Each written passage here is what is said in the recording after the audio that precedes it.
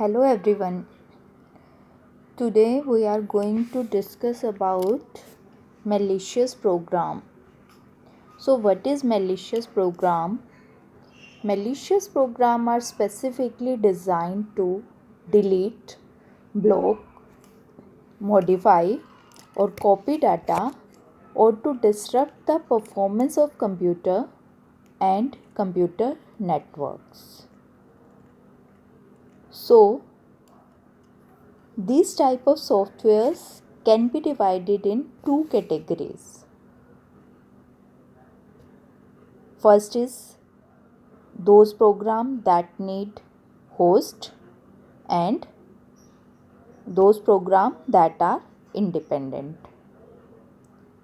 So these malicious programs that are designed to harm our data or computer in some way,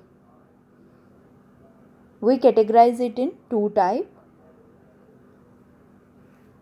Those that need host program and those that are independent. So, malicious software that need a host program cannot exist independent of some actual application program, utility or system software like virus, logic bomb, backdoor are example of those programs that need some host program.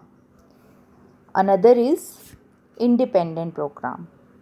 Malicious software that are independent programs can be scheduled and run by the operating system like ROMs and zombie programs are example of independent malicious programs. So virus. What is virus? A virus is a piece of software that can infect other programs by modifying them. So, virus infect other programs and do some modification or changes in that program. A virus can do anything that other program do. The only difference is that it attach itself to another program and executes secretly when the host program is run.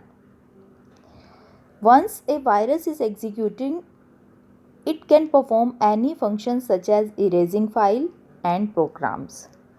So virus attach itself with another program and perform its function like erasing file and programs, etc.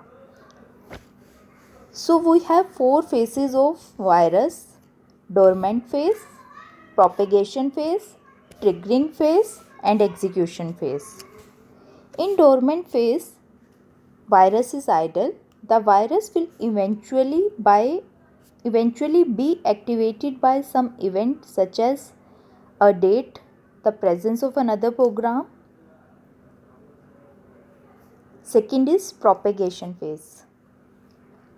In propagation phase, the virus places an identical copy of itself into other programs or into certain system areas on the disk.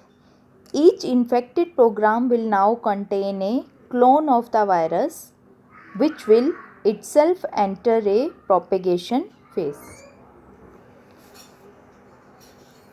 Third phase is triggering phase. The virus is activated to perform the function for which it was intended. As with the dormant phase, the triggering phase can be caused by a variety of system events, including a count of the number of times that this copy of the virus has made copies to itself. Fourth and last phase is execution phase. The function is performed in execution phase. The function may be harmless, such as a message on the screen, or it can damage our data, such as destruction of program and data files. So, all these are four phases of virus. Dormant phase, in this phase virus is idle. Propagation phase, in this phase Identical copy of virus is generated. Third phase is triggering phase. In this phase, virus is activated to perform the function. And fourth and last phase is execution phase. In this phase, virus perform its function to harm our data or programs. Next is type of virus. We have various type of virus. First is file virus. This type of virus infect the system by appending itself to the end of a file. It changes the start of a program so that the control jump to its code. After the execution of its code, the control return back to the main program. Its execution is not even noticed. So, this file virus attach itself to the end of a file. Second is boot sector virus. It infects the boot sector of the system and it is executing every time our system is booted and before operating system is loaded. It infects other bootable media like floppy disk. These are also known as memory virus. So, these are boot sector virus. Third is macro virus.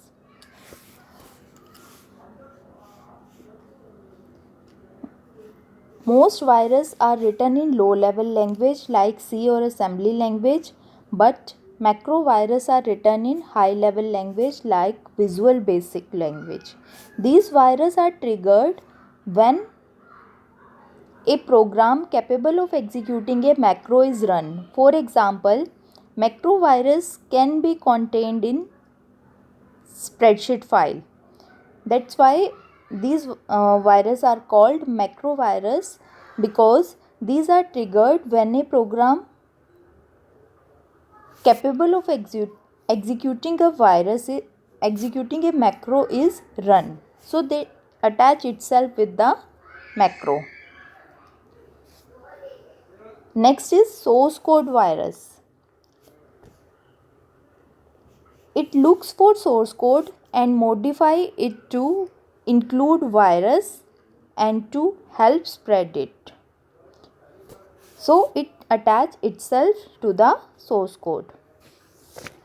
Next type of virus is polymorphic virus.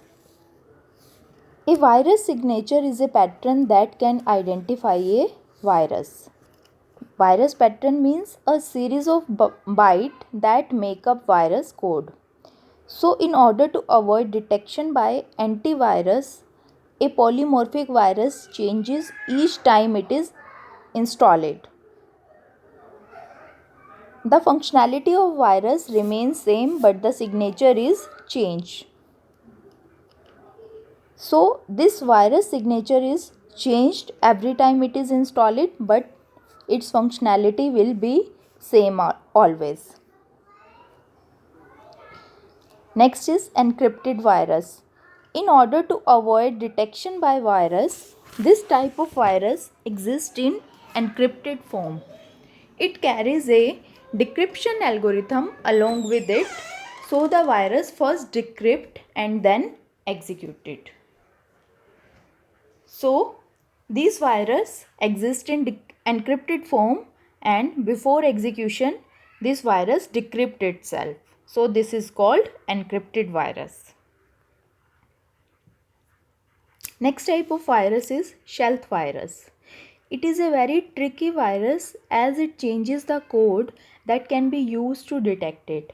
Hence the detection of virus become difficult. For example, it can change the read system call such that whenever user asks to read a code modified by virus, the original form of code is shown rather than infected code.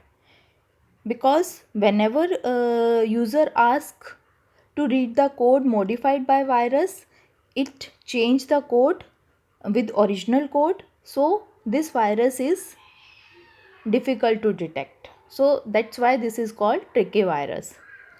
Next is multipartite virus. Multipartite virus is able to infect multiple part of system like boot sector, memory and file. So that's why these are called multipartite virus, because it affect multiple parts of system.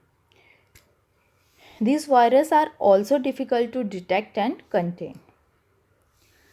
Next and last is armored virus, and armored virus is coded to make it difficult for antivirus to unreveal and understand. It uses a variety of technique to do so, like fooling antivirus to believe that it lies somewhere else and then its real location. So it fool antivirus that it lies at some position but it is located at some another position. Or using compression to complicate its code. So these viruses also use compression for complicate its code. These are called armored virus. So all these are type of virus. We have some other malicious program like ROM. Computer ROM are similar to virus in that they replicate functional copies of themselves and can cause same type of damage. ROM also replicate itself and it also cause similar type of damage like virus, but we have some differences with virus, like ROM require the spreading of an uh, virus require the spreading of an infected host file, but ROMs are standalone software and do not require a host program or human help to propagate. So ROM are standalone but virus require host file. A ROM enter a computer through a vulnerability in the system and take advantage of file transport and information transport feature of the system that allow it to travel. So it travel through file transport and information transport feature of the system. So in virus and ROM, we have some differences. The virus attach itself to executable file and transfer from one system to other. A ROM is a malicious program that replicate itself and can spread to different computer via network. In virus, human action is needed. In ROM, human action is not required. Viruses are slow as compared to ROM. ROM is faster, and virus require host for spreading itself, but in case of ROM, it doesn't need a host to replicate from one computer to another computer. These are differences between virus and ROM. Next type of malicious program or malware is Trojan horse. Trojan horse is another type of malware named after the wooden horse that is used by Greeks. It is a harmful piece of software that looks legitimate. Users are typically tricked into loading and executing it on their system. After it is activated, it can achieve any number of attacks on the host, like irritating the user by popping up windows or changing desktop, or damage the host like delete files, stealing data, or activating and spreading other malware such as virus.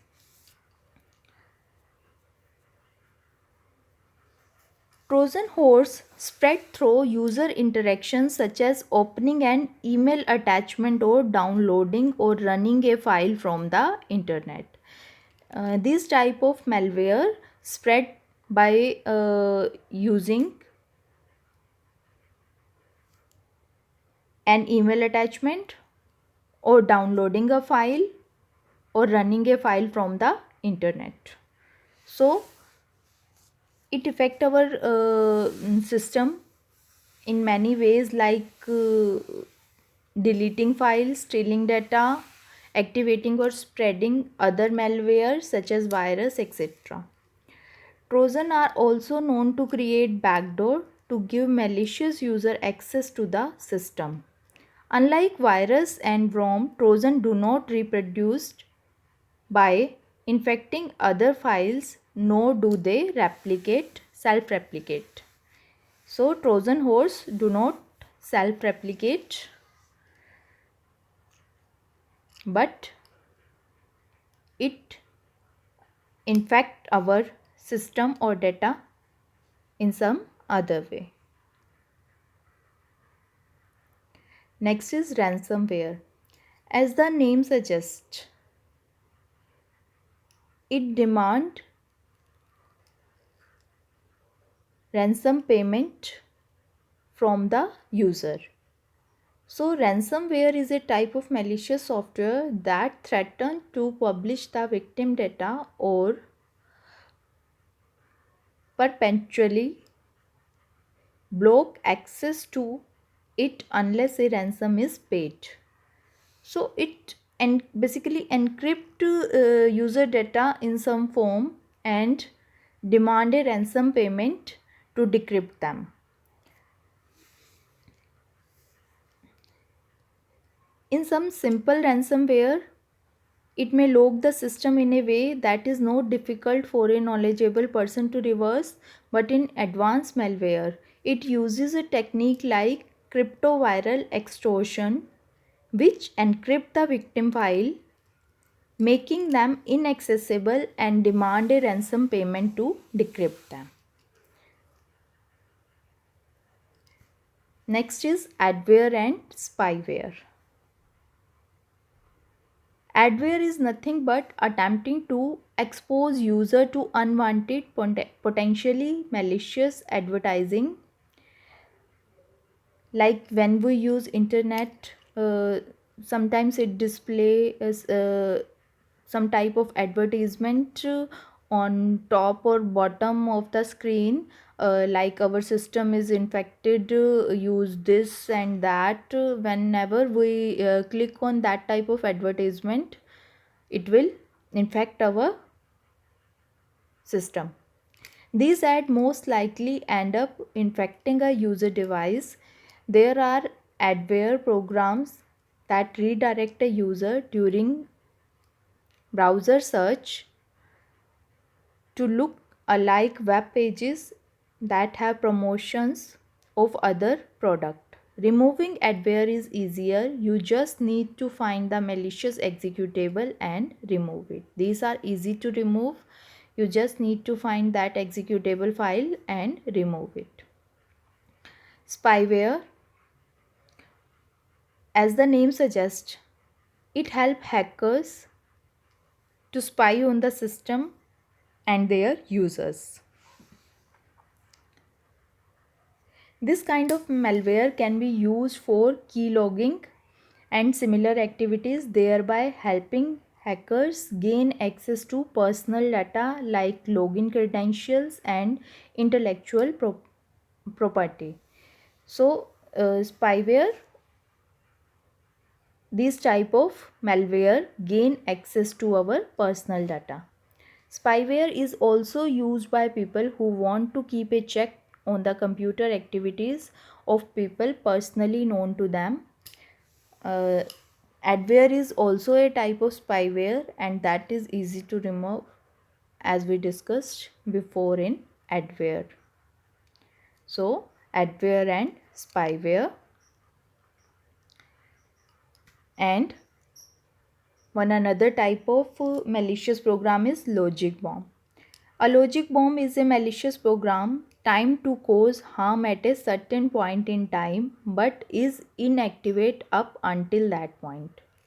Until that particular point, logic bombs are inactivate, but at a fixed point they become active and harm our system.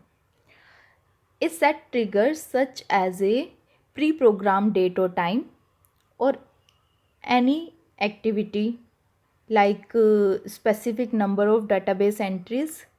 It activates a logic bomb. Once activated, a logic bomb implement a malicious code that cause harm to our computer. Unlike virus, logic bomb do not replicate themselves or spread to other system on their own. Logic bombs can therefore be made to target a specific victim without posing any threat to other. The fact that they do not replicate also make logic bomb easier to write than other malicious software. So, logic bomb do not replicate itself, and it set trigger according to some pre-programmed uh, date or time or some specific event. Logic bomb are also known as slack code or malicious logic. So all these are different type of malicious program.